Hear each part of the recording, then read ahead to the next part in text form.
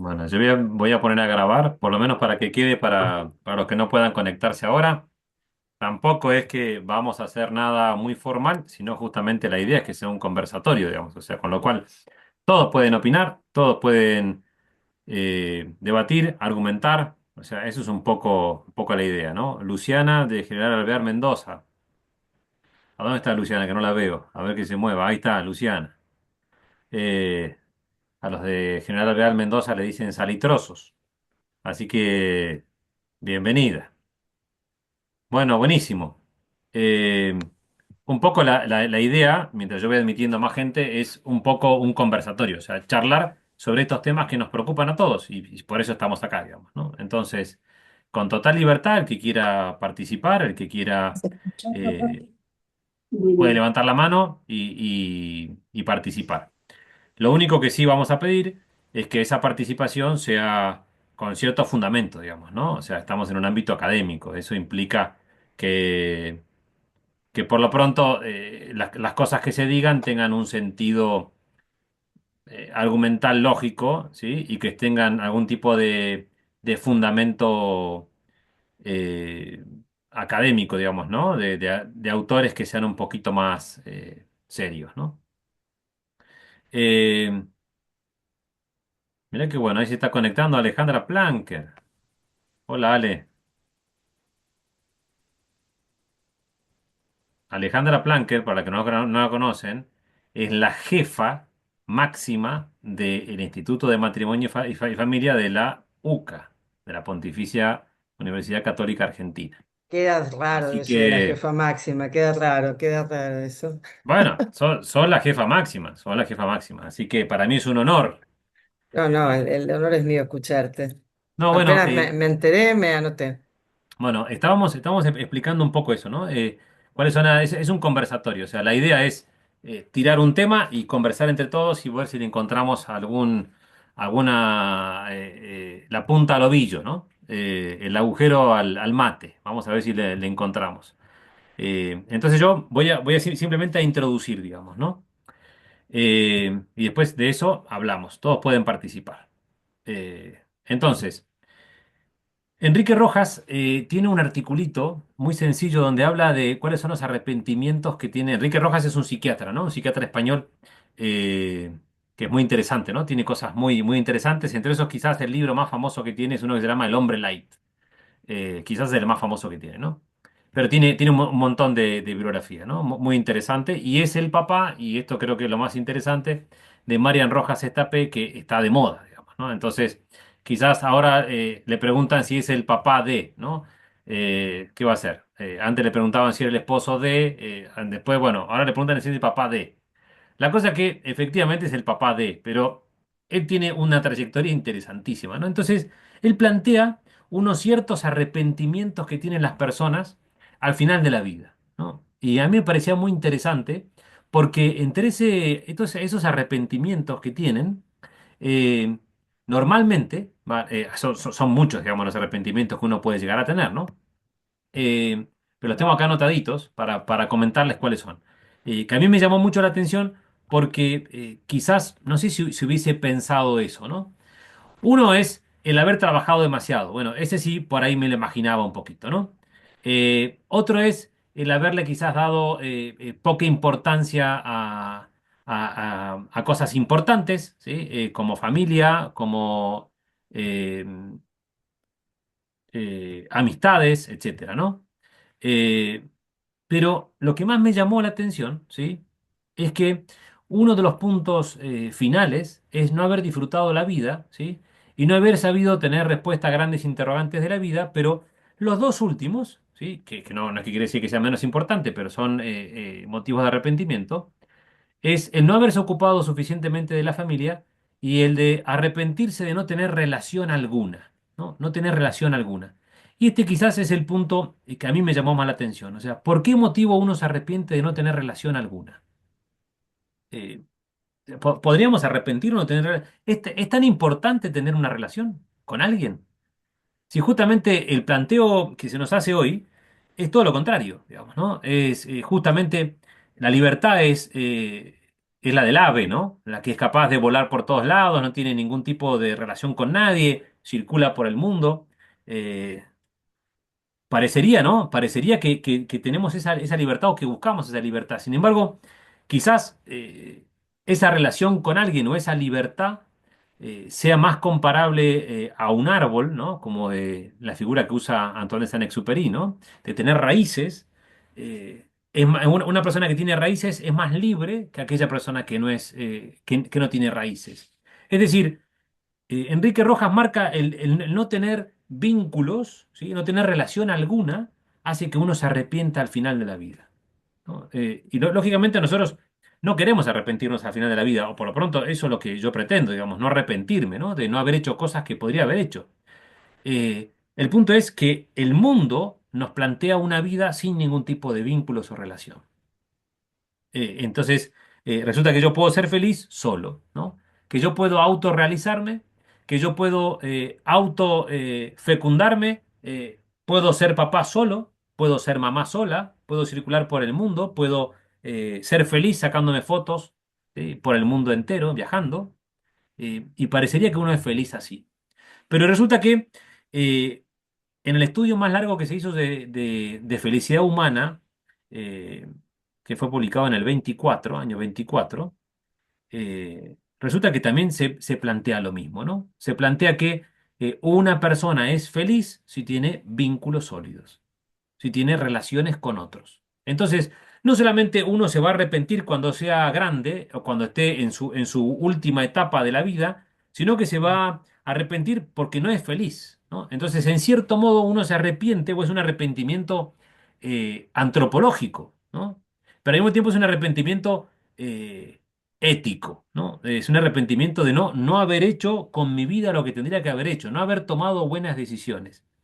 Entonces, si uno plantea esto en un ambiente así como este, uno diría, bueno, entonces, ¿cuál sería la solución a este, o cómo ayudamos a la gente a que no, a que sea feliz efectivamente, o a que tenga vínculos, ¿no? Entonces uno diría, bueno, esto es muy fácil, ¿sí? Que tengan una familia, ¿no? Y entonces entramos en otra discusión, ¿sí? ¿Qué elementos hacen que una familia sea familia? ¿Por qué todo no es familia? ¿Por qué no cualquier asociación de personas es familia? O sea, ¿qué elementos distintivos tiene una familia para que efectivamente sean vínculos, ¿no? Sean vínculos reales? Yo creo que hoy el invierno demográfico en el que estamos viviendo, ¿no?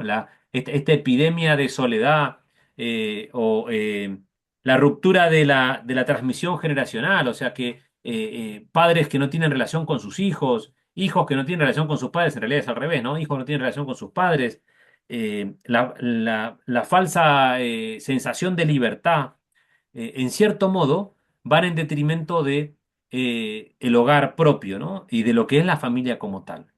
Entonces, qué elementos serían los que hacen que una familia sea familia? ¿Qué cosas hacen que un hogar sea hogar? Si nosotros necesitamos esos vínculos, deberíamos fortalecer los hogares. Pero entonces, ¿qué es un hogar? ¿No? ¿Qué unión de personas pasaría a ser una familia? Yo en la licenciatura en Ciencias para la Familia doy una materia que se llama Introducción a las Ciencias para la Familia y siempre tengo los mismos planteos, ¿no? Siempre, inevitablemente. Primero que los planteos míos son muy religiosos, ¿sí? Eso es un punto absolutamente discutible porque en realidad los planteos religiosos son de orden natural, o sea, a veces se cree que porque es filosofía o es de orden natural, se cree que es religioso, digamos, ¿no? Por un lado, es interesante porque se asocia a la verdad, ¿no? Y eso también está muy bueno, ¿no? Porque se asocia a la verdad, con lo cual eh, me parece que en cierto modo también es religioso, ¿no? Porque es la verdad misma, ¿no? Eh, y después otra cosa que siempre plantean es por qué siempre hablo de un solo modelo de familia o de un solo tipo de familia. Entonces yo desafío, ¿no? Que me digan cuáles son los otros tipos de familia que existen. Y esto es un desafío interesante, ¿no? Un ejercicio que podemos hacer todos, ¿eh? Pensar qué tipos de familia existen. O sea, qué hace que una cosa, que una organización, una relación personal sea familia y qué cosas no es familia. Que haya intercambio genético. Y bueno, entonces un laboratorio moderno quizás es una familia, digamos, ¿no? Bueno, que haya amor. Y bueno, quizás yo puedo amar a mi perrito. Bueno, no, no sería específicamente amor. Entonces, definamos qué es amor, ¿no? Bueno, personas que comparten una heladera bueno, sí, cuando yo estudiaba vivía con un santiagueño y no lo consideraba mi esposo, digamos, ¿no? Compartía la heladera con el santiagueño y no. eh, entonces, ¿qué es? Bueno, es que si tenemos hijos en conjunto, somos una familia y no sé, quizás puedo tener hijos yo solo y soy familia. Eh, entonces, el punto es qué elementos hacen que una familia sea una familia, ¿no? ¿Qué elementos hacen que una familia efectivamente sea tal, ¿no? Entonces, uno podría plantear, bueno, el hogar, ¿sí? Que es fundacional y constitutivo de la persona, tiene que tener ciertas condiciones o ciertas características para que efectivamente sea una familia. Y con esto abro el micrófono, dejo la discusión. Fulton Sheen, eh, que muchos los deben conocer porque fue un obispo, ¿sí? Un arzobispo norteamericano, pero fue más famoso por sus programas de televisión y programas de radio que por ser obispo. Eh, Él decía que cuando tengamos el 50%, él hablaba de Estados Unidos, ¿no? Años 50, más o menos, 1950. Él decía, cuando tengamos el 50% de los norteamericanos, que le dé lo mismo cambiarse de apellido de casado, ¿sí? O de casada, de un día para otro, ¿sí? No tendremos a nadie que defienda la patria. Entonces, uno de los elementos que me parece que sí es constitutivo de un matrimonio, perdón, de una familia, es que hay una cierta estabilidad y transmite ciertos elementos que hace que yo sea capaz de defender una patria, ¿no? Eh, entonces, eso es una idea. ¿Sí? Y abro el micrófono porque esto justamente es un conversatorio, así que yo no voy a plantear todo, digamos, ¿no? Sino escucharlos también y poder escuchar otros argumentos. ¿Quién se anima? Si no sigo, yo puedo estar hasta las 12 de la noche, no tengo ningún problema, pero Mariclé me conoce. Mirá, ahí está Mariclé, Mariclé, vos no vas a hablar. Mariclé es una graduada nuestra. Justamente licenciada en ciencias para la familia. Muy bien, muy bien. No, bueno, pero bueno, por lo pronto, para pertenecer, para que se pueda hablar de una familia, todos se tienen que reconocer parte de ella. Ajá. Eh, por ejemplo, los hinchas de Huracán se sienten parte de Huracán, La familia de Huracán. es la familia de Huracán. Claro. O sea que si usan la misma camiseta, vendrían a ser una familia. Bueno, dicho de otra manera, si tienen vínculos, si están vinculados desde un lugar afectivo y biológico, también serían una familia. Eso sería importante, ¿no? Que tengan esos dos vínculos Biológico y bi- afectivo. biológico y afectivo. Claro que sí, sí. Mariclés es abogada y desde el derecho se reconoce eso, ¿no? Justamente, ¿no? Ese es un punto importantísimo que se Ujú. reconoce, ¿no? Que haya un vínculo consanguíneo, ¿no? Que sería, eso es un elemento importantísimo, ¿no? Que marca esto. Eh, Podría no ser consanguíneo y también hacer familia, pero reconocerse como que hay un vínculo, porque hay muchos vínculos no consanguíneos que son familia en la adopción, por ejemplo. Muy bien, muy bien, Pero se reconocen como pertenecientes a un mismo núcleo familiar, padres e hijos, hermanos. muy bien. Eh, A ver, Ale, te morís de ganas de sí. hablar. No, tanto no, pues me gusta pensar mucho lo que estás planteando y también lo que estaba diciendo Maricle. En un primer momento, cuando vos hablabas de relación, yo no creo que no las personas no tengan relaciones, sino que son muy diferentes. El concepto, o es diferente el concepto de relación, ¿no? Porque tenemos muchas relaciones, estamos muy relacionados,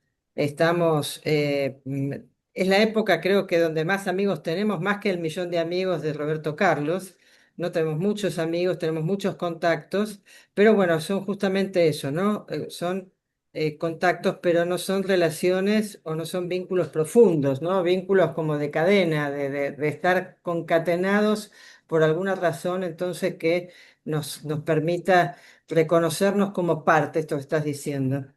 Y en relación al tema de familia, es cierto que hay familias que no son consanguíneas en relación de los padres a los hijos, pero para que se dé una familia debe haber un proyecto en común, ¿no? Y ese proyecto en común que se da desde el momento en que dos personas se comprometen a pensar en un futuro, y entendámoslo, un varón y una mujer que se unen con un vínculo que tiene ciertas características de exclusividad, de permanencia, de fidelidad, ¿no?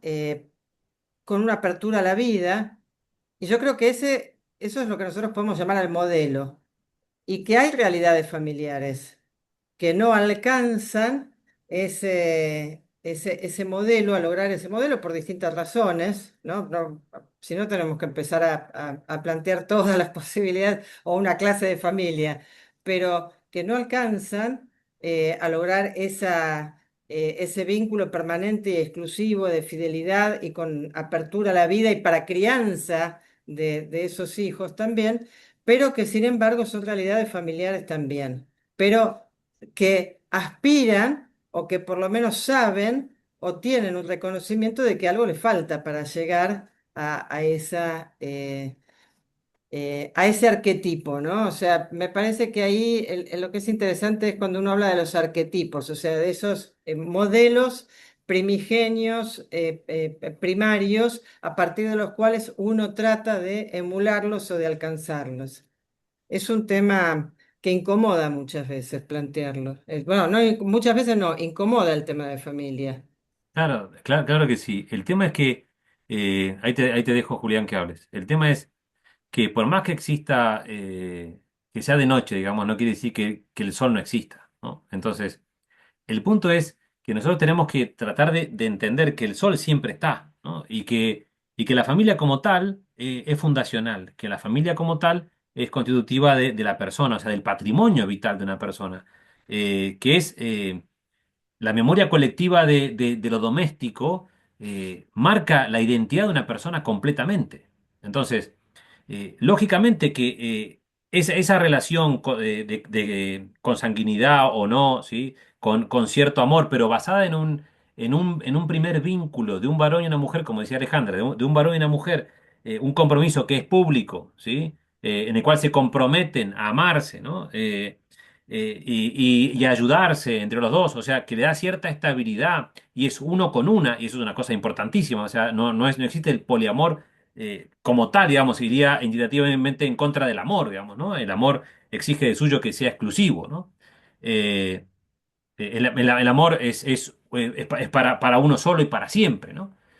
Si es amor, ¿no? Efectivamente. Entonces, el tema es que sí o sí tiene una base, o un origen que es matrimonial, ¿no? Entonces, yo creo que eso sería un distintivo quizás, ¿no? Que hace que no cualquier entidad sea familia como tal. Por más que podamos usar el término de modo analógico, ¿no? Podamos decir, la familia de plantas, la familia del Club Huracán, ¿sí? O la familia de no sé qué, ¿no? O la familia de Julián Romero. Te dejo la palabra, Julián. Te quería preguntar. Julián, llegaste un toque tarde, así que cuidado con lo que vas a decir, ¿no? Disculpa, disculpa, te pido mil disculpas, me complicó. Bueno, buenas noches a todos. Yo te quería hacer una pregunta, José María, ya que, digamos, tengo entendido que el título era La familia, arquitectura de lo invisible. Te quería hacer esta pregunta porque recién justo, medio que lo mencionaste. Em,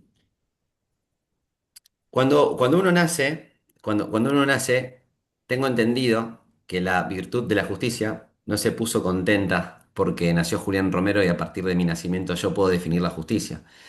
Es decir, yo no soy la medida de todas las cosas, como dice el principio de Protágoras, ¿no? Es decir, existe una ética objetiva. Te hago una pregunta. En el medio de esta sociedad, de esta cultura hedonista, light, relativista, ¿Qué sucede cuando un hijo, un menor, bueno, no necesariamente menor, pero sí un hijo, ve que la ética de sus padres no es adecuada a la ética objetiva? Es decir, em, cuando uno de los individuos de la familia se da cuenta que los vínculos de su familia de origen nuclear son tóxicos, son, no sé, más del índole superficiales, banales, ¿qué sucede cuando uno, digamos, se emprende una batalla para poder salir de eso y poder formar una familia diferente? Quería saber qué opinabas de eso y cuál sería el camino más virtuoso para esa persona que quiere salir de una familia, por decirlo de forma actual, tóxica. Bien, nos sacaste de foco, Julián, pero bien, no pasa nada. Julián es alumno nuestro, ¿sí? Está en segundo año. Creo que está en segundo año, o por lo menos está inscrito en segundo año. No sé si tiene aprobada alguna materia, pero no pasa nada. Lo queremos igual. Eh, el tema es el siguiente, digamos, primera recomendación, o sea, la libertad es libre, ¿sí? Con lo cual, no existe o no existe tal determinismo como creemos que existe en función de los hijos y de los padres. Entonces, primer punto, la libertad es libre. Segundo punto, eh, el hijo no tiene obligación de corregir a sus padres, tiene obligación de amarlos, ¿sí? Pero no tiene que corregirlos ni indicarles el camino. Eso no quiere decir que yo de repente descubrí la verdad, entonces me voy a parar en el living de mi casa y voy a empezar a decir, ustedes son unos pecadores, se fueron del camino, ¿sí? Ahora me tienen que seguir a mí para poder encontrar la verdad, digamos, ¿no? Error, ¿sí? O sea, el hijo es hijo, ¿no? Es hijo, ¿no? Entonces, con lo cual tiene que obedecer a sus padres de igual modo, por más que su padre sea tóxico, su madre sea tóxica, o lo que sea. Tienen que obedecer a sus padres, salvo que indiquen algo, ¿sí? Que vaya en contra de la propia justicia o del bien común, digamos, ¿no? Entonces, pero en principio deberían obedecer. Entonces, primero, la libertad libre, después, no son los salvadores de su familia, sino que tienen que seguir obedeciendo a sus padres. Tercero, eh, no se repiten, si uno no quiere, los modelos educativos defectuosos. ¿Sí? Si uno no quiere, ¿no? Es decir, uno podría tranquilamente repetir ese mismo modelo en otros, ¿sí? En su propia familia, sin embargo, tienen la posibilidad de no hacerlo, ¿no? Y eso es un punto importantísimo, ¿no? De poder tratar de modificar mi propia conducta, pero principalmente mis propias ideas, para no repetir la historia que yo he vivido, ¿no? Entonces, básicamente eso. Ahora, siempre y dejándolo bien claro, que yo no soy quien para andar corrigiendo a mi papá y a mi mamá, ¿sí? Tendré que comprenderlos, tendré que ayudarlos, tendré que escucharlos, tendré que aconsejar lo que mejor pueda, pero mi función no es corregir a mi papá y a mi mamá. Eso es un tema importante para no dañar ningún tipo de vínculo, ¿sí? Y no hacer que ese vínculo después me dañe a mí, ¿no? Eh, Hay un montón de casos en la historia, la literatura nos tiene un montón de ejemplos de este tipo, de hijos que corrigen a sus padres y terminan mal, ¿no? No es conveniente. O sea, lo conveniente es que uno acepte lo que es y en función de eso pueda modificar el modelo, digamos, educativo. No sé si contesta, Julián. Sí, sí, sí, perfecto. Muchas gracias. Bueno, bueno, gracias. No, gracias a vos. Y gracias por el aporte y gracias por la pregunta. Entonces, y también la voy a aprovechar a esta pregunta. O sea, evidentemente también la familia puede ser tóxica, ¿sí? La familia puede lastimar, ¿sí? Luciana, ahí te dejo. O sea que efectivamente, o sea, la familia puede hacer o contribuir al bien y al desarrollo del patrimonio vital de esa persona, o puede también contribuir al patrimonio vital de esa persona, pero mal, ¿sí? De un modo defectuoso. Entonces quiere decir que la familia tiene un poder inmenso. Porque de hecho, la inmensa mayoría de las cosas que nosotros sabemos o aprendemos, o intuimos, o creemos, o sabemos, la hemos aprendido en nuestra casa. Y no de otro modo. ¿Sí? La aprendimos en nuestra casa. Y que uno reaccione de un modo, reaccione de otro, muchas veces es porque lo aprendió en su casa de ese modo. Y que una persona sea capaz de querer a otro o no querer a otro, muchas veces es porque en su casa recibió ese afecto o no lo recibió. ¿Sí? Entonces, la familia puede ser, o sea, es constitutiva de la persona, pero puede ser que provoque un daño, ¿no? Vamos con Luciana y después vamos con Miguel, ¿sí? Buenas noches a todos. Yo soy estudiante, soy un proyecto en la carrera en orientación familiar. Muy bien. Estoy aprendiendo, me sumo a este conversatorio, pero más como oyente. Y bueno, escuchando un poco, me surgen ideas, ¿no? Claramente para que me las refute usted. Por ejemplo, cuando habla de los elementos constitutivos de una familia, recién con lo que aportaba Julián Romero, por ahí pensaba en que en una familia tiene que haber un orden, ¿verdad? Una jerarquía, este sentido de autoridad, de que los padres son padres, nunca pueden ser como los hijos, o sea que cada integrante de la familia cumple con un desempeño, ¿no? Y que es muy importante que sea así, porque quizás hoy en la actualidad se ve muchos de los conflictos que existen son justamente por eso, porque los padres no somos padres y los hijos a veces tienen que ocupar el lugar de padres. Entonces, bueno, se me ocurría esa idea y también se me venía lo que decía usted sobre Enrique Rojas, ese arrepentimiento de no tener relación alguna con sentido. Pensaba también en esto de que la importancia del autoconocimiento de las personas, ¿no? Como padres, de inculcarlos, de inculcarles a nuestros hijos y hacer ese trabajo permanente, ¿no? Ese autoconocimiento que tiene que estar permanente justo porque la persona no es algo que sea concreto, sino que se va desarrollando durante el transcurso de su vida. Entonces, así como yo fui niña, después fui joven y fui madurando en mis ideas, después fui madre, digo, fui cambiando, fui mutando, entonces obviamente no soy lo mismo que ayer, traigo todos los conocimientos previos que viví en mi propia familia, pero que después puedo cambiarlos, mejorarlos, puedo ir acercándome cada vez más a la verdad, pero desde un autoconocimiento, ¿no? Yo como madre, mi esposo como padre, y así inculcarles esa idea a nuestros hijos, me parece que es un tema importante porque así uno va, no se va encajando, no se va quedando con cosas que nos parecen que tienen que ser así, ¿no? Y también hace que nos podamos parar en la realidad que cada uno tiene que vivir.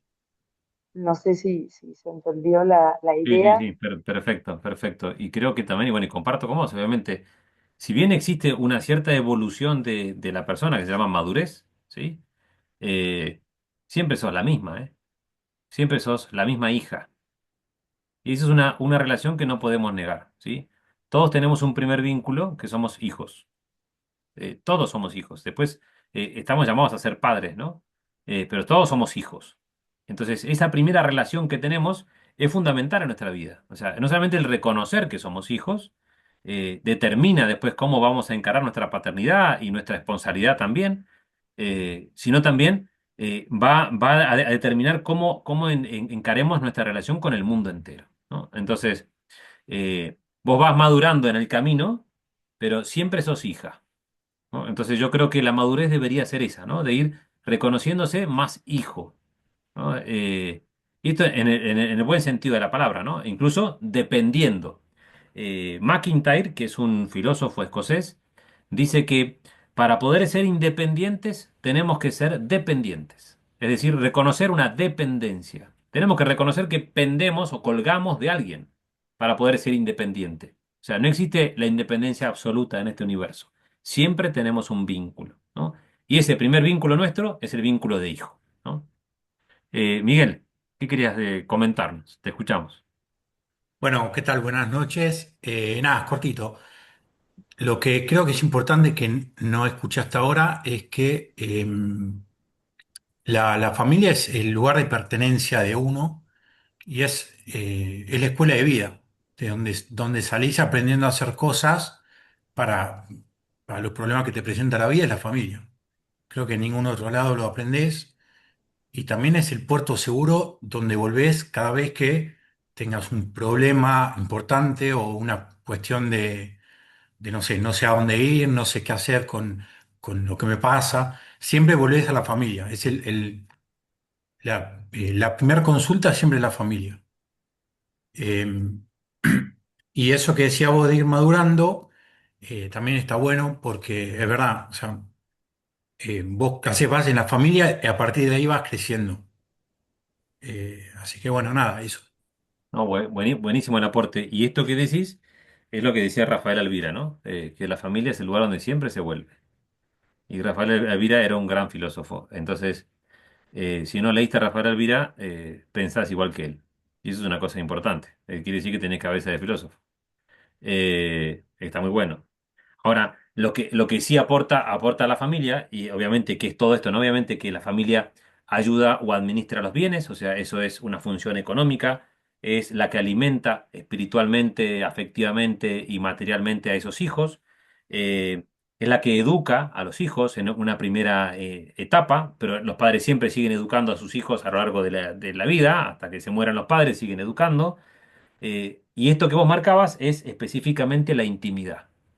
Es el único lugar, efectivamente, o la única relación verdaderamente humana donde existe una intimidad tal. O sea, es la configuración de la intimidad. Es lo que hace que yo sea yo y no sea otro.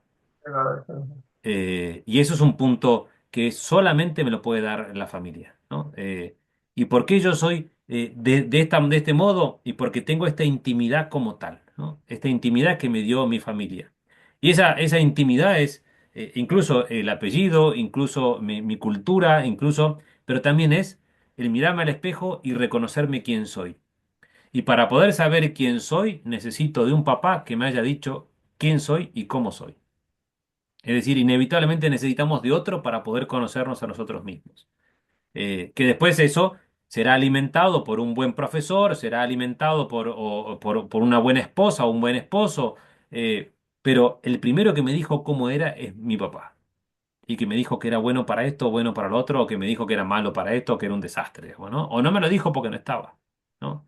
Y en eso también hay enorme cantidad de estudios del aporte que hace un papá y el aporte que hace una mamá. Entonces, eh, el tema es el siguiente, o sea, la familia es fundamental, o sea, y si todos nos arrepentimos al final de nuestra vida, como dice Rojas, de que no tuvimos un vínculo y sabemos que nuestros vínculos, como dice Waldinger, es lo que hace, lo que nos hace felices, ese vínculo primero que necesitamos es el vínculo de un papá y una mamá, ¿no? Y ese vínculo de un papá y una mamá, o sea, reconocernos hijos, es lo que configura nuestra familia, ¿no? Es decir, nosotros somos seres familiares, ¿no? Por propia naturaleza, somos seres familiares, necesitamos un papá y una mamá, ¿no? Y cuando uno piensa esto, dice, bueno, a ver, entonces, en cierto modo tenemos un cierto derecho a tener un papá y una mamá, ¿no? Porque es lo que nos hace bien, ¿no? Es lo que nos hace crecer como personas. Eh, yo siempre lo digo, y perdón que lo repita, hay muchos que ya me escucharon, eh, que lo cito a Higinio Marín. Higinio Marín es un filósofo español, que es el rector de la Universidad CEU San Pablo. Eh, Él dice, habla, ¿no? de aquellos vertebrados que son superiores y que tienen una especificación neurológica particular o especificidad neurológica compleja, como por ejemplo el ser humano en la bipedestación o las aves en el vuelo, ¿no? Y él demuestra que desde el punto de vista biológico, aquellas especies que tienen mayor especificidad neurológica necesitan la monogamia de los padres, ¿no? Y entre estos están las aves, ¿sí? Que tienen que volar, o sea, con lo cual es una cosa muy compleja, y los seres humanos que tienen que caminar, ¿no? Tienen que caminar y hablar. Y necesitan, sí o sí, el cuidado y la protección de papá y de mamá, o sea, exigen la monogamia de los padres, ¿no? Que podría ser alterna, que podría ser, pero necesitamos sí o sí de papá y mamá. O sea, eso es un punto indiscutible. O sea, necesitamos un papá y una mamá. O sea, necesitamos cierta estabilidad. ¿Y eso por qué? Y volvemos al principio. O sea, para que exista esta función de economía, esta función de alimentación, esta función de educación y esta función de intimidad que tiene la familia, necesitamos cierta estabilidad de un papá y de una mamá. Eh, Y obviamente que ese papá y esa mamá sería ideal, ¿sí? Que se quieran, ¿no? Y que se cuiden, o por lo pronto que se cuiden, ¿no? Y eso es determinante, por lo menos en una persona como tal, ¿no? Eh, Piensen ustedes que eh, hoy quizás no tenemos tantos hijos en el mundo que nos toca vivir, ¿no? Hoy tenemos un invierno demográfico importante, ¿no? Argentina está dentro de ese invierno demográfico. Si bien en la región Uruguay encabeza el podio, eh, y encima Uruguay está al borde de caerse al abismo. O sea, yo ya me ofrecí yo ir voluntario a repoblar Uruguay. No me han querido recibir. Mariclé también se quiso ofrecer, pero tampoco nos quieren recibir. Encima no quieren recibirnos, o sea, pero tienen 3 millones de habitantes, o sea, con lo cual se nos caen del mapa y tienen unas tasas de fecundidad total muy bajas, ¿no? Pero después está Chile y después estamos nosotros. Está Argentina en la región, ¿no? Con 1,4 por mujer. Esto es año 2022. O sea, con lo cual estamos muy complejos, o sea, muy complicado, ¿no? El hecho de poder salir adelante. Sin embargo, así y todo, todos entendemos que todos necesitamos un papá y una mamá. No sé si todos necesitamos un hijo. Y ese es un punto importante, porque el hijo no es un derecho, ¿no? No es una necesidad como tal. Y por eso me pareció muy interesante, perdón que vaya mezclando temas, pero yo voy hablando, esto es era un conversatorio, ¿no? Eh, Encontré el otro día un investigador norteamericano que dice que las mejores políticas pronatalistas que existen en el mundo son aquellas que promocionan o estimulan a aquellos que ya tienen hijos. Y en cierto modo es bastante lógico, digamos. O sea, el deseo de tener hijos no se puede inculcar o generar, ¿no? Sin embargo, aquellos que ya tienen hijos, quizás sí saben lo que es el valor de un hijo y pueden seguir teniendo hijos, ¿no? Entonces, quizás el punto es reconocer nosotros como hijos, ¿sí? Y entender que necesitamos de un papá y de una mamá. Y que ese papá y esa mamá necesitan que sea en una relación que sea estable. Y si se quieren, muchísimo mejor, ¿no? Entonces, esa relación o ese vínculo que tenemos con un papá y una mamá que lo aprendimos cuando éramos niños, ese vínculo es el que nos va a hacer felices el día de mañana. Y por eso, como decía Miguel, siempre volvemos a casa para contar nuestras penas, o siempre volvemos a casa para contar nuestros proyectos, o para pelearnos, o para... y en casa somos como somos, ¿no? Y buscamos eso. ¿Por qué? Porque en cierto modo es el lugar donde me quisieron, ¿no? Porque me quieren porque soy. Nada más, porque existo. ¿Sí? Eh, o quieren que no exista más, también pasa, digamos, ¿no? Lo tenemos el caso de nuestro amigo Juan Jacobo Rousseau, que dejó a sus 5 hijos en un orfanato para que los críen, eh, para poder escribir el Emilio, ¿no? De cómo educar a un hijo. Y él decía que los intelectuales no podían tener hijos, o sea, o eran intelectuales o tenían hijos, ¿no? Era un poco el pensamiento de él, ¿no? Por eso se deshizo de sus 5 hijos. El tema es que esos hijos, de todas maneras, necesitaban de ese padre, ¿no? Necesitaban de ese padre y de esa madre. Es decir, la persona es un ser familiar, constitutivamente familiar. Estamos hechos para la relación con otros y estamos hechos para una relación permanente con otros que dure en el tiempo y estamos hechos para una relación eh, que haya una correspondencia exacta entre varón y mujer y de esa relación, de esa correspondencia exacta entre varón y mujer surja, ¿sí? Una nueva vida. O sea, estamos hechos para eso, ¿no? Estamos hechos para, para darnos a otros. En cierto modo, o lisa y llanamente, estamos hechos para darnos, ¿no? Estamos hechos para el encuentro, ¿no? Para el encuentro con otros. Eh, Nosotros somos los únicos que tenemos los ojos adelante, ¿no? Estamos hechos para el encuentro, estamos hechos para el encuentro con otros. Y eso es lo que somos, ¿no? Constitutivamente somos seres para el encuentro. Ahora, esos encuentros o esos vínculos que nosotros buscamos tienen que permanecer en el tiempo. Nosotros pretendemos que permanezcan en el tiempo, porque eso es una ley propia del amor, ¿no? O sea, cuando uno ama a alguien, pretende que esto sea para siempre, ¿no? No se puede amar un rato o un poquito, ¿no? No existe. Imagínense una madre que le diga a su hijo, mira, yo te voy a amar 2 semanas y después de eso no tanto.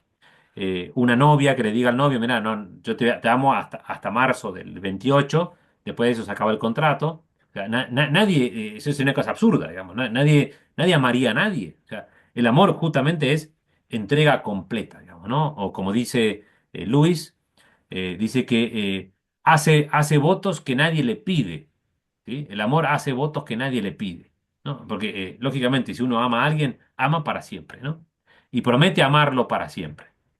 Después será nuestra formación defectuosa del amor personal lo que hace que después fracasemos, o falta de voluntad, o falta de buenas decisiones, digamos, ¿no? Pero en algún momento intentamos amar para siempre a otros, ¿no? Entonces, en cierto modo, y me parece que eso es el punto central, es que si bien la familia es una urgencia global, o sea, necesitamos desarrollar familias, todos los seres que existen en este mundo son seres familiares. Entonces lo que tenemos que lograr es que encuentren, ¿sí? Que son seres familiares y que se deben a otros. Y que la felicidad no está en viajar por el mundo y sacarse selfies. Eh, Quizás también, digamos, ¿no? Puede ser. Pero la felicidad última, ¿sí? Y no lo digo yo, es el tener vínculos. Vínculos que sean sanos y que perduren en el tiempo. Renata, Sí, ¿qué tal? ¿cómo te va, Buenas Renata? tardes. Hace muchos Un años que no placer. te podía ver. Un gusto, un placer estar acá participando. No, no fui la alumna más presente a lo largo de la carrera, pero me apasiona mi Te carrera. queremos, no te preocupes que te queremos Gracias, igual. Acá tenemos grandes representantes de alumnos. No te voy a dar el perfil de cada uno, pero recién habló Mariclé, Julián, o sea, cada uno con su perfil, así que no te preocupes. O sea, vos bien. estás muy Bueno, bien al muchas lado de ellos. gracias. Bueno, yo soy alumna de la licenciatura en Ciencias de la Familia. Estoy escribiendo mi tesis, si Dios quiere, ahora en mayo ya la presento y la defiendo. Este, y bueno, y si Dios quiere también cerramos el ciclo. Entonces, quisiera traer el tema de la era de la digitalización en las familias, ¿no? El tema de mi tesis es la misión educadora de la familia en tiempos de la digitalización. Me gustaría mucho también escuchar y saber su mirada sobre esto. ¿Sobre tu trabajo o sobre lo que yo creo sobre No, esto? sobre la temática, porque me parece Ah, sumamente interesante bien. para traerla y compartirla. Yo creo que es un tema que es absolutamente necesario desarrollar, ¿no? Y que quizás no hay tanto desarrollo, por una cuestión Exacto, temporal, digamos, ¿no? Lógicamente, ¿no? exacto. No tenemos mucho material. Sin embargo, sí sabemos lo que aporta la tecnología o lo que no aporta la tecnología. Eso sí lo tenemos bastante claro, ¿no? Entonces, eso sí podemos saberlo, ¿no? Desde el punto de vista neurobiológico. Ahora, las relaciones deben ser personales, digamos. Eso es el punto central, me imagino yo, de tu planteo, ¿no? ¿La tecnología colabora o no colabora a nuestras relaciones? Eh, es un tema para estudiar, ¿eh? La verdad que no Mucho, sé si muy profundo, sí, sí, sí, totalmente. Bueno, lo que me pasaba al escribirla, decía, bueno, ¿qué pasa cuando una persona X toma mi tesis y se la voy a leer buscando respuestas, ¿no? Y o buscando qué hacer, para qué me sirve esto, ¿no? Y realmente es muy complejo dar respuesta a esto porque es un tema que está en auge, tiene muchísimas miradas desde muchos puntos de vista, hay muchos autores que hablan del tema, que opinan, pero también hay que tener mucho cuidado con la información que se maneja al respecto porque es algo muy finito. Y realmente me hice preguntas muy interesantes, algunas, bueno, traté de responderlas, ¿no? Con todo este material que trabajamos a lo largo de la carrera, pero también me surge eso, ¿no? ¿Qué mirada le podemos dar y qué camino se puede recorrer a lo largo de este tiempo junto con todo lo que se va anteponiendo muchas veces, ¿no? Que digamos, en la relación padre-hijo, familias, es como, la sensación que tengo es como de abismo, no sé si está bien vista o no, pero siento que por una cuestión generacional, es como que nos avasalló un poco esta tecnología, el avance de la tecnología es desmedido, y la sensación que tuve cuando escribí la tesis es de esa sensación de abismo, esa brecha generacional que se generó a través del avance tan rápido de la tecnología. Y qué papel, qué rol cumple la familia en todo esto, lo importante que es. Que siempre se habla de los hijos, ¿no? Del manejo de la tecnología y la importancia del rol de los padres, es donde no está puesta muchas veces la mirada. Me parece que ahí está la herramienta más importante y creo que esa brecha, ese abismo se puede mejorar, se puede cambiar. Claro que sí. Depende de la mirada que uno le dé también. Sí, depende mucho de la mirada. Yo entiendo, a ver, las mejores tesis no son las que dan respuestas, sino las que dan más preguntas, ¿no? Yo Exacto, creo que bueno, ese me es el, pasó ese es eso. el punto. O sea, no, hay un montón de cosas que no tenemos ni idea, ¿no? Y que hay que seguir pensándolas. El punto es el siguiente, o sea, la tecnología en sí mismo no es ni buena ni mala, o sea, es una herramienta como tal. Salvo algunos dispositivos que están pensados para captar la atención y entonces obviamente que compiten con nuestras relaciones personales, ¿no? Como un smartphone, digamos, ¿no? Que está pensado para captar la atención, ¿no? Ese es el punto principal. Ahí va Luciana, ahí te dejo la palabra. El tema es, ¿cómo hacemos nosotros para que esas relaciones personales sigan siendo personales? ¿No? Porque no se puede trasladar una relación personal a un ámbito virtual. ¿No? Eso es una cosa, si bien no, pero usted me dice, bueno, pero si antes existieron un montón de novios que se mandaban cartas y vivían en Italia y este vivía, estamos de acuerdo, o sea, lógicamente, ¿no? Pero la relación implica o exige de suyo que tiende a la unidad, tiene que haber una unidad personal, ¿no? Matu, Una relación personal ¿cómo uno va? a ¿Todo uno. bien? Entonces, Sí, está en orden. esa relación personal, ¿sí? No se puede reemplazar o mediar por medio de la tecnología como tal. Eh, y es, en cierto modo, eh, esa relación lo que se ve más afectado, ¿no? Por el uso de la tecnología. Y otro elemento que hace que también cambiemos y que nuestras relaciones no sean profundas, o sea, que sean superficiales, más allá de la idea de amor que se nos quiere vender o del hedonismo, del placer, es la fragmentación selectiva de la realidad, ¿no? Es el conocer una realidad que está fragmentada y para mí es una realidad que es distinta a la de ustedes. Vos recién dijiste no, la diferencia tuya con tus hijos. Bueno, resulta que en realidad no hay tanta diferencia tuya con tus hijos, ni tuya con tu esposo, ni con tu... En realidad el problema es entre todos es igual, ¿sí? Porque cada uno tiene intereses particulares que por algoritmos particulares me van mostrando lo que quieren que yo vea, ¿no? Y eso es economía de la atención. Entonces, en cierto modo, lo que hacen es limar, ¿sí? La intimidad personal y yo de ese modo no tengo intimidad para poder compartir con otro. O sea, si vamos al último escalón, sería un daño contra la virtud del pudor, ¿sí? De no custodiar la intimidad personal, ¿no? O romper la intimidad personal. Y aquella persona que no tiene intimidad personal eh, no puede darse a otros porque no sabe quién es, ¿no? No puede conocerse. Entonces, con lo cual, en cierto modo, va a ir en detrimento siempre de la relación personal esponsal o la relación personal padre-hijo. Porque cuando uno se da a un hijo, se tiene que dar personalmente, ¿no? Eh, se da de modo personal según quién es. Entonces, si no sabe quién es, no tiene mucho sentido, ¿no? Sí, Luciana, ¿qué ibas a preguntar o comentar? Qué bueno esto que aporta Renata, que no es para nada algo que uno tenga que dejar de lado. Me parece que un tema del que todos están hablando. Y esta idea de lo que usted decía recién, de las relaciones que deben ser personales, y con el uso de las tecnologías, que en realidad a lo que apuntan, a ver si estoy bien, es a potenciar la individualidad, el individualismo, en realidad, de los seres humanos. Y, y por otra parte tenemos eh, los vínculos, que es como usted decía, eh, que deben ser personales.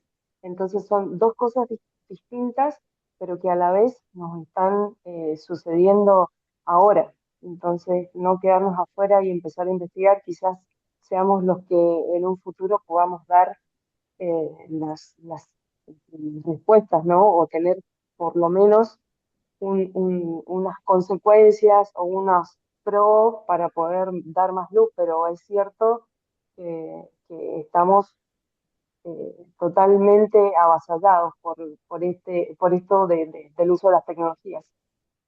Yo creo, Luciana, que eh, si vos lográs más o menos seguir leyendo, ya vas a poder iluminar a toda la humanidad. Y cuando digo esto es cierto, digamos, ¿no? O sea, el punto es que es tal el avasallamiento de la tecnología como tal, ¿sí? Es tan atractivo, porque así fue pensado, eh, que nos encanta ver series, y resulta que para Netflix es un negocio, o para Disney también. O sea, el promedio de vista anual de una persona que está suscrita a alguna de estas plataformas es un mes, pero paga todo el año. Entonces, esto es un negocio, digamos, lógicamente, ¿no? Entonces, a mí me interesa que estén metidos adentro. No, no es que me interesa que vean algo formativo ni que piensen. Lo que me interesa es venderles algo, ¿no? Eso es economía de la atención. Entonces, el punto es el siguiente, o sea, cualquier persona que logre mantener cierta distancia y use esto como un medio, es la persona que el día de mañana va a cambiar el universo. O sea, es cortita, ¿eh? No, no hay mucho para pensar. Aquel niño que hoy no usa un teléfono, ¿sí? Ya es distinto a sus pares que sí usan teléfono. Ya es distinto absolutamente, incluso en el manejo del lenguaje, ¿sí? Eh, yo tengo un hijo que empezó ahora sala de cuatro, ¿no? Jardín de cuatro. Y no es que sea una luz, ¿no? Es un niño de 4 años, ¿no? Es un salvaje. Y resulta que volvió de jardín los primeros días y decía cómo hablaban sus compañeros. Claro, todos sus compañeros hablan con alguna dificultad. Y eso a ver, puede ser que existan dificultades del lenguaje, claro que sí, existen, por supuesto que sí, existen patologías y hay un montón de elementos, ¿no? Ahora, no puede ser que la inmensa mayoría de los niños hablen igual, ¿no? Y que tengan dificultad en el desarrollo del lenguaje. Y el problema es que no es solamente la pronunciación de una palabra, sino que la palabra, ¿sí? Es un concepto, la palabra es un pensamiento, ¿no? Entonces, cuanto menos palabras yo tenga, menos pensamientos voy a tener. Imagínense que la Real Academia Española tiene 95.000 palabras, ¿sí? 95.000 entradas. Una persona culta más o menos maneja unas 500 palabras. O sea, estamos hablando de personas cultas, ¿no? O sea, que leyeron alguna vez, aunque sea un poco más, digamos, ¿no? Imagínense el lenguaje que tiene un adolescente. O sea, que quizás con suerte llega a 100 palabras, ¿no? Y descontando todas las tipo nada, cosito, coso. Entonces, ya se empieza a cortar la cantidad de palabras que efectivamente maneja, ¿no? Pero claro, nosotros pensamos con palabras, o sea, el lenguaje tiene esa función. Y no solamente eso, sino que el lenguaje es el modo humano de comunicarse. Entonces, ¿cómo voy a entender yo qué es que mi papá me quiere si yo efectivamente no entiendo lo que me dice? Yo me acuerdo un papá que me consultaba y yo lo mandé a un neurólogo finamente para no tener que decírselo yo. Me decía que su hijo hablaba inglés, pero no hablaba español. Entonces le digo, ¿pero ustedes hablan inglés en la casa? Me decía, no, nosotros no hablamos inglés en la casa, pero él aprendió solo. Habla inglés. El chico no tenía lenguaje, hablaba cualquier cosa. Entonces fue un neurólogo y después el neurólogo le dijo finalmente que efectivamente su hijo no tenía lenguaje. Entonces que no era que hablaba inglés ni ruso, sino no hablaba. El tema es que los hijos aprenden a hablar, ¿sí? Por medio de sus padres, ¿no? Entonces, no es innato el lenguaje en la persona, o sea, tenemos que aprenderlo, tenemos que aprender de otros. Entonces, si ven a papá y a mamá que están metidos en una pantalla, si ven a los hijos que están metidos en una pantalla, el detrimento del lenguaje y del pensamiento posterior es enorme, ¿no? Entonces, el drama o el principal problema somos nosotros. Mm. Entonces, si tu tesis, Renata, termina diciendo nosotros como papás somos los culpables, está muy bien. O sea, me parece que eso debería ser el punto central, digamos, ¿no? El problema no es la tecnología, ni el problema es los hijos, ni el problema es la Los hijos, brecha claro. que hay entre los padres e hijos, sino el problema Son los es padres, que son los padres que no se dan exacto. cuenta el uso o el mal uso que hacen de esto, ¿no? Sí, Eh, bueno, perdón, me pasó justamente bueno, la tesis ya la tengo prácticamente terminada. Pero me pasó justamente esto, ¿no? En compartila, la cita. compartile toda, la corregimos acá.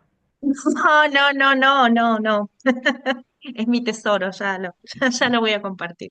Em, lo que me pasó en esta investigación, ¿no? Es en todo lo que estuve leyendo, buscando, también es esto de que los padres, cuando son los chicos, los hijos muy chiquitos, que muchas veces los desbordan y se los quieren sacar de encima de alguna manera, les dan una tableta, les dan algún estímulo, que absorben enseguida la tecnología y lo vuelven parte de, ¿no? Es como el chupete que se le da al Sí, chico hoy. Ese mismo padre es el que después sale a buscar ayuda cuando su hijo ya un poco más adolescente, no tiene límites en el uso de esta tecnología, no aprendió a usarla correctamente, y también se perdió el diálogo, esto que decíamos, ¿no? El valor de la palabra, el vínculo, la intimidad de la familia, se va perdiendo un poco eso de mirarse a claro los que sí. ojos y poder dialogar, se va Se perdiendo, pero pierde, también lo van sembrando los padres desde que ese hijo es chiquitito y lo sueltan, ¿no? Como se pierde la guía, intimidad. Ahí exacto. tenemos, perdón, Renata, que te corte, pero me marca acá en amarillo, dice que nos quedan 3 minutos 40. No sé si eso será cierto o no, capaz que se nos corta. Así que, Ale, María, un gusto verte por acá. Y Mariclé, te voy a pedir que sea breve, es raro, pero te voy a pedir que sea breve. Así que, Ale, vamos con vos. No, yo nada más que dos ejemplos, simplemente con esto de el uso de los teléfonos, por ejemplo, con los chicos, hay graves problemas con la adquisición tardía del lenguaje. Y por el otro lado, otra, para ser breve, otra de las cuestiones, por ejemplo, en el momento del amamantamiento, cómo se ha perdido esa mirada de apego. Ese momento en donde la mamá lo mira al bebé cuando lo está amamantando y aprovecha ahora o para lo que fuera, que se pueda, todas las cosas que podemos hacer con un celular, nada más. Gracias, Alejandra, y vuelvo a presentarla. Es directora del Instituto de Matrimonio y Familia en la Universidad Católica Argentina. Gracias, Gracias. Ale.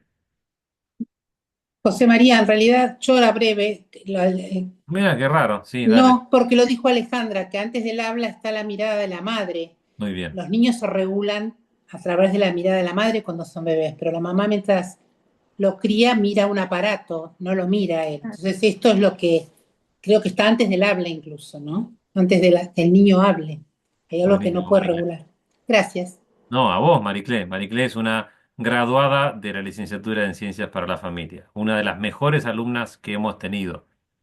Lo digo acá públicamente porque está ella. María. María, estás muteada. Sí, me di cuenta, perdón. María No, es yo actual alumna de primer año. actual, recién, Está recién recién verde, empezó. empezando. Pero bueno, me animé a hablar porque justamente el lenguaje es parte de lo que es mi previo, digamos. Entonces, nada, pero principalmente destacar lo que vos decías perdón por el vos, sobre no es la herramienta en sí, sino porque uno si no parece que como que, bueno, la tecnología hay que anularla. Entonces me parece que hay que aprender a darle el uso correcto. Eso simplemente. Quería resaltar eso, me pareció muy interesante, en que parece que si, no sé, le das una pantalla a tu hijo porque te estás desbordado los dos y lo usás como un escape en ese momento para decir, bueno, me centro y frenemos y después lo podemos conversar.